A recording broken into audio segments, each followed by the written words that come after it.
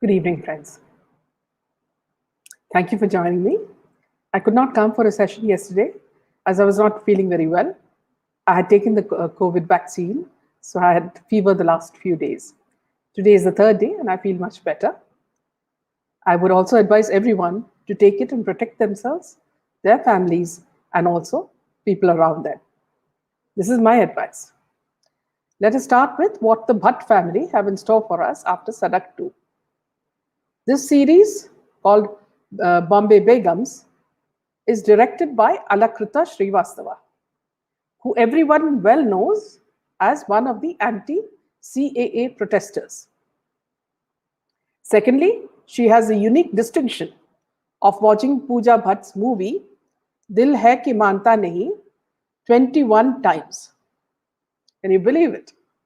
Thirdly, she says Pooja Bhatt took 21 years to make a comeback.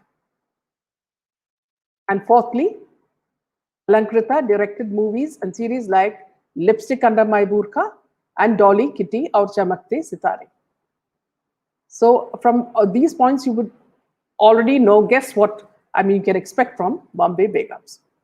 The series is said to have revolve around women in a state of transition, personal and professional, examining the illusion of freedom afforded to them in modern India.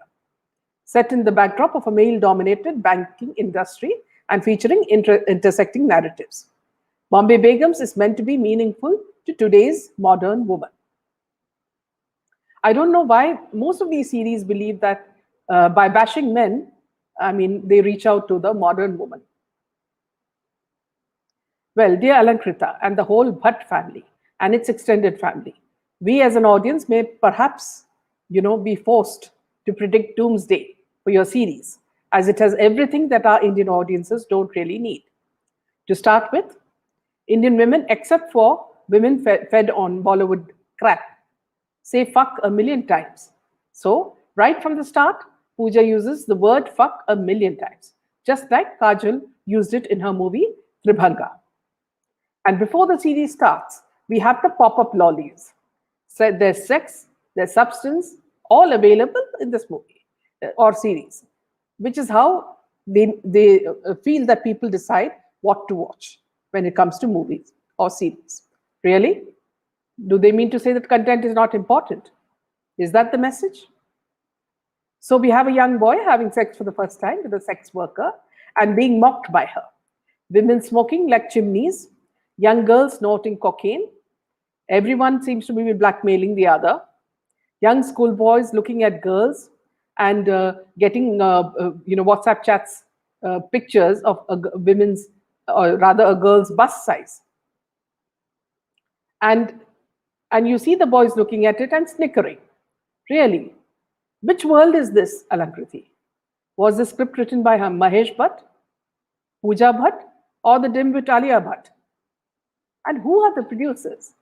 I think viewers, you should find out about this and tell me. They say it is German Entertainment and Endemol Shine, India. These sound more like medicines than production companies. So who are these people behind these companies? I wish some of you viewers would do some research and let us know. Anyway, Bombay Begums is just old wine from the Bhatt stables in a new bottle. Sex, sex, and more sex. And now the added attraction is drugs for kids. But the good news is that Apex Child's Right Body, NCPCR, has asked Netflix to shut down Bombay Begum, citing inappropriate portrayal of children in the web series. In a notice to Netflix on Thursday, the National Commission for Protection of Child Rights, which is the NCPCR, asked the OTT platform to submit a detailed action report within 24 hours, stating that it would be obliged to initiate appropriate legal action. While objecting to the alleged inappropriate portrayal of children in the series, the Commission said that this type of material would not only pollute young minds, but it could also lead to abuse and exploitation of children. The Commission took action on the basis of a complaint alleging that the series involved minors in casual sexual and drug abuse.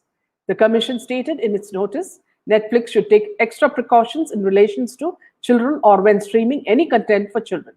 Therefore, you are directed to look into the matter and immediately stop the streaming of the series and within 24 hours, give a detailed action report that should be submitted, failing which the Commission will be provided with the provisions of Section 14 of the CPCR, will be obliged to take appropriate action under the Commission for Protection of Child's Right, the Commission said.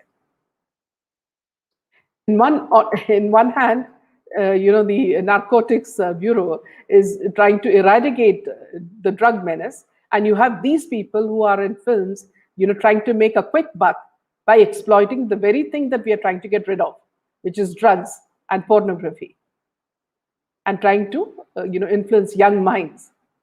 And also, the fact is that, see, when children see such series or serials, they try to copy them. So it's very dangerous for a society like ours. The Jhanvi Kukreja murder case, the latest news is that the CCTV footage shows injury on Shri Jogdankar's back, says the court, but he was denied bail. While denying bail on Wednesday to Shri Jogdankar, who's 22 years old, one of the accused in the Jhanvi Kukreja murder case, a sessions court has in detailed order stated that soon after the incident, he left the place of occurrence and the CCTV footage shows injury on his back. From the CCTV footage, it is seen that soon after the incident, the applicant left the place of occurrence. He was having injury on his back, Additional Sessions Judge M.M. Umar said in his order. A few days earlier, the same court had rejected the bail plea of his co-accused Diya Padalkar. In similar observations made for both, the court said, considering the facts of the case and overall circumstances, it cannot be said by any stretch of imagination that the applicant is falsely implicated in the case. Jogdankar had also sought interim bail of 3 months to prepare for his exams in the hospitality course he is pursuing. The court said it is not empowered to grant interim bail during the pendency of the regular bail plea. The plea had also stated that he has sustained serious spinal injuries due to which he could suffer permanent paralysis or even death, and had not even been given adequate treatment in jail. The court said that it's necessary to mention that he was produced before the court on March 2 during the pendency of his bail plea, and the court noticed him to be physically fit.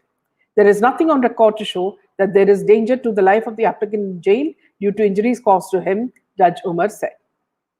What surprises me is that, see, in Jhanvi Kukreja's case, the police were so quick to find out that these two friends were the accused. And in the case of Sushant's death, they were busy covering up everything, all the clues, all the evidences. I hope, somebody really genuine will, divulge what actually happened on this night when Jhanvi was killed. Meanwhile, actor Kangana Ranaut approached the Sessions Court challenging a bailable warrant issued by a magistrate in a defamation complaint filed against her by lyricist Javed Akhtar. Kangana's plea, filed on Wednesday, is slated to be heard on March 15th. Her lawyer said the Andheri Metropolitan Magistrates Court had on March 1st issued a bailable warrant against the actor after she failed to appear before the court.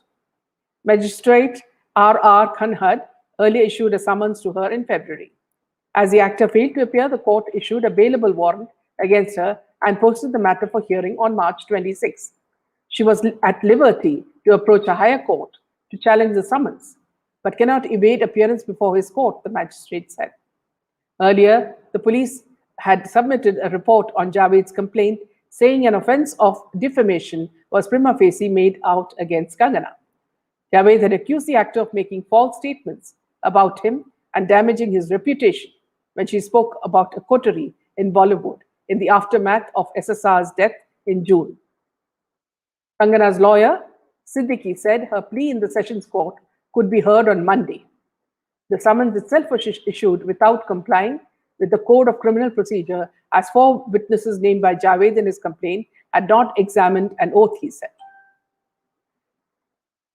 With news regarding Pooja Chawan's death, the Deputy Commissioner of Police, Namrata Patil, who is overseeing the preliminary report, confirmed that the post-mortem report of Pooja Chawan had been received, but refused to divulge any details, saying it was a part of the ongoing investigation.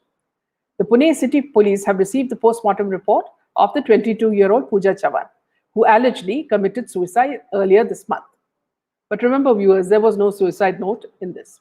Chavan's death case had led to political turmoil in the state, which culminated in the recent resignation of Shiv Sena leader and state forest minister Sanjay Rathod. Chavan is expected to have died after jumping from the first floor of a building in Mohammadwadi area of Pune in the early hours of February 7th. The Vanawadi police station, which has jurisdiction of the area, had launched a preliminary inquiry into the case and started recording statements of various people connected to Chavan, including the two persons who reportedly lived with her.